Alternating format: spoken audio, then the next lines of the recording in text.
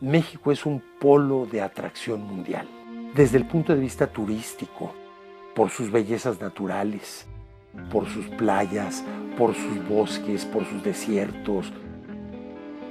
La fuerza cultural de México también es un polo de atracción importantísimo.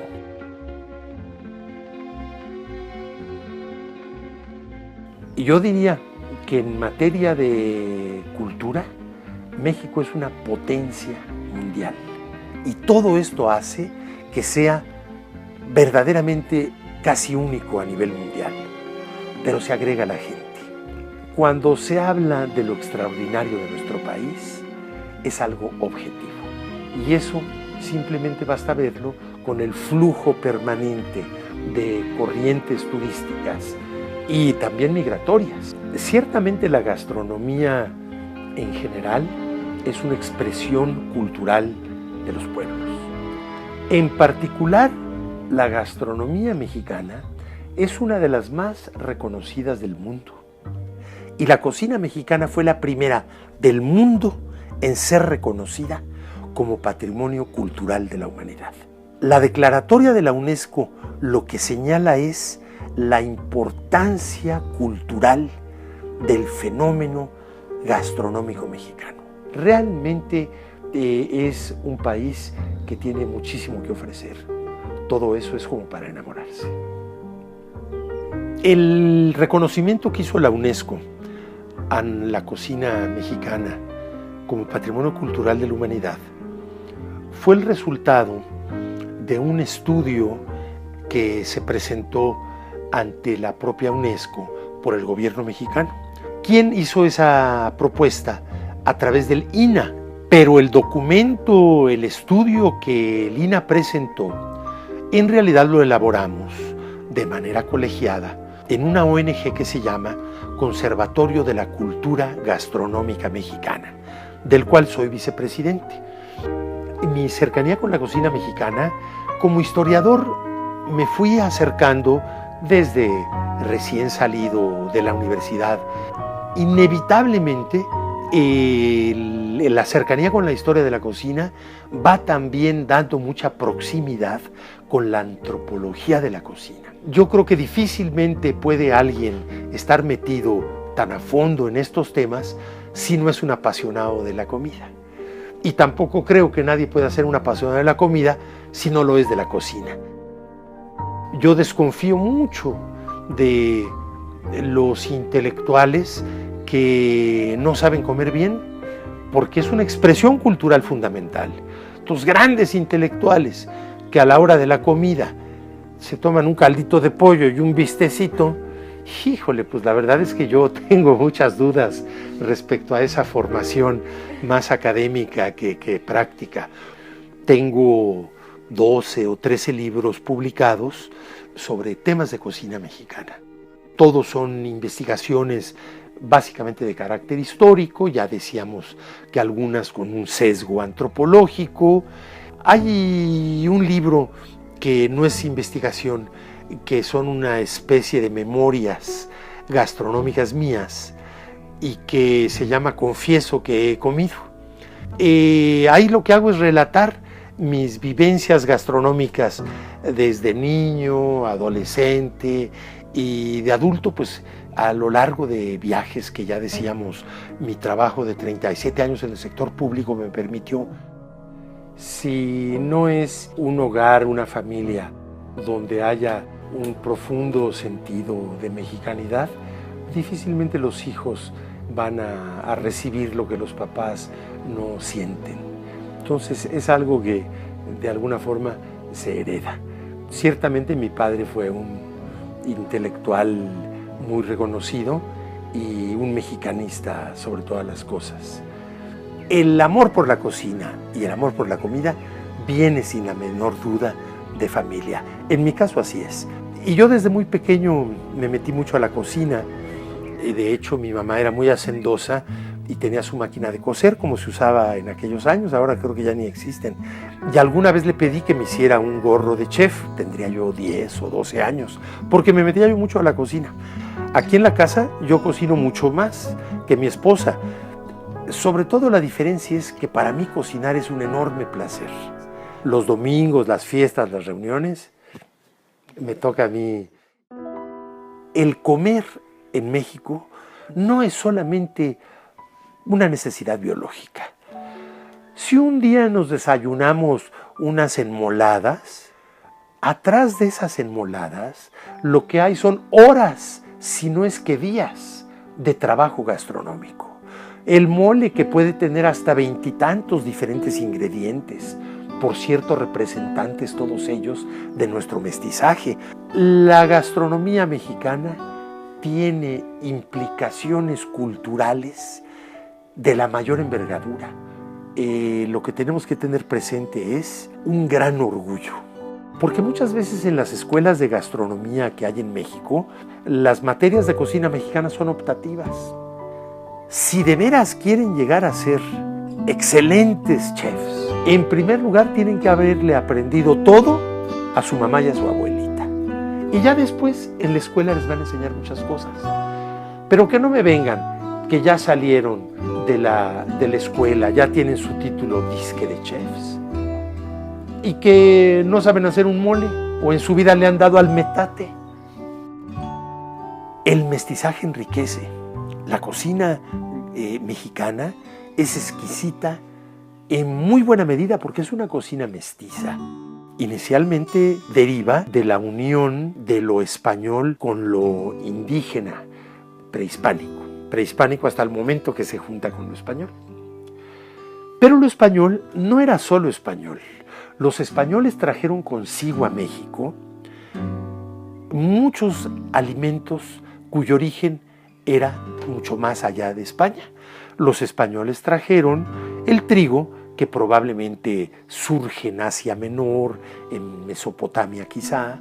Los españoles trajeron el arroz, que Marco Polo lo había llevado a Europa desde China siglos atrás del descubrimiento de América.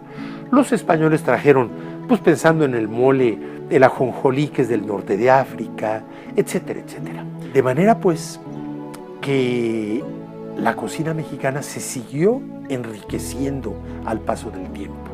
Y así tenemos que en el siglo XIX empieza a haber influencias, sobre todo europeas, principalmente francesa, pero también inglesa, anglosajona, italiana, alemana. La cantidad de palabras que usamos cotidianamente en los idiomas de estos diferentes países europeos y que ya están integradas en nuestro lenguaje gastronómico cotidiano. Cuando hay dudas de alguien que no haya profundizado en el tema acerca del mestizaje de la cocina mexicana, pues basta recordar la comida corrida. El reglamentario es el arroz a la mexicana. Y el arroz a la mexicana pues es un arroz originario de China que nos llega a través de los españoles, a donde ya dijimos lo llevó Marco Polo. Entonces ahí está. La verdadera alta cocina mexicana es la cocina de nuestro pueblo. La alta cocina mexicana es la de las fondas, la de los mercados, la de los zaguanes, de las banquetas, de las esquinas. Lo que puede considerarse que haya yo dejado son algunos libros. Y en esos libros probablemente pueda vislumbrarse con cierta claridad cómo era nuestro México, nuestra cultura, nuestra cocina. El cocinar y el escribir no son dos fenómenos que se puedan dar en la soledad. Los dos tienen que ver con el otro. No concibo cocinar para uno mismo. Sobre todo como mexicano, cocinar es compartir. Entonces, esto lo hermana ciertamente con escribir, porque los que nos dedicamos a escribir como profesión es para que nos lean. Y en realidad, cuando sabemos que hubo un incauto que nos leyó, ya es un placer enorme. Y es que el estudio de lo pasado no tiene sentido como una abstracción intelectual, académica. Lo único que le da sentido al estudio del pasado es en cuanto sirva para afrontar y vivir el presente. Y que después de la conquista lo que viene es un sojuzgamiento por los blancos que continúa y una discriminación racial que, aunque no nos guste, está presente. Pues la discriminación racial en México no es tan sangrienta, tan violenta como en Estados Unidos, como empieza a serlo penosamente en Europa. Pero en México claro que hay discriminación racial. Y el estudio de nuestra historia sirve mucho para que al mostrarnos las raíces de esa lacra, de esa peste, podamos enfrentarla y subsanarlas. Lo único que le da sentido a la historia es encarar al presente. La generosidad, paradójicamente, se da más entre la gente que más necesita y escasea entre la gente que le sobra todo. Pero más allá del hogar, sin la menor duda que mis grandes aprendizajes los he recibido en los hogares más modestos, porque allí es donde realmente el ser humano lo ve uno al desnudo. Y el pueblo mexicano, que es generosísimo y maravilloso, como seguramente los pueblos de la mayor parte del mundo, pues son los que más tienen que enseñarnos. Yo creo que el único sentido que tiene la vida, más allá de consideraciones religiosas que no todos compartimos, es dejar una huella. El dejar una huella es lo que justifica nuestra presencia. La eternidad se da de manera mucho más comprensible en los propios hijos. Cuando ve uno a los hijos, ahí está el más allá de uno mismo. Uno perdura en los hijos. Y cuando ve a los nietos, se empieza a corroborar. Pero no es nada más dejar hijos y dejar ellos a su vez hijos que son nietos nuestros, sino qué clase de hijos. Dejar hijos mejores que nosotros.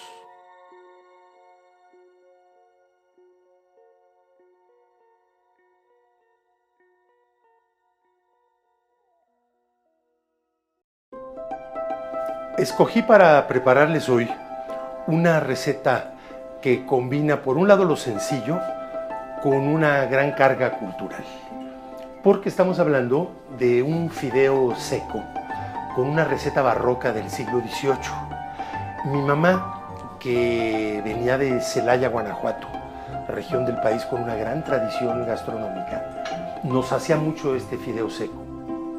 El fideo más delgado, el que venden la codificación del número 0, que es el más delgadito. Por separado preparé el caldillo, jitomate molido con cebolla y con ajo. A este fideo le vamos a agregar, en primer lugar, una pasta de chipotle que preparé.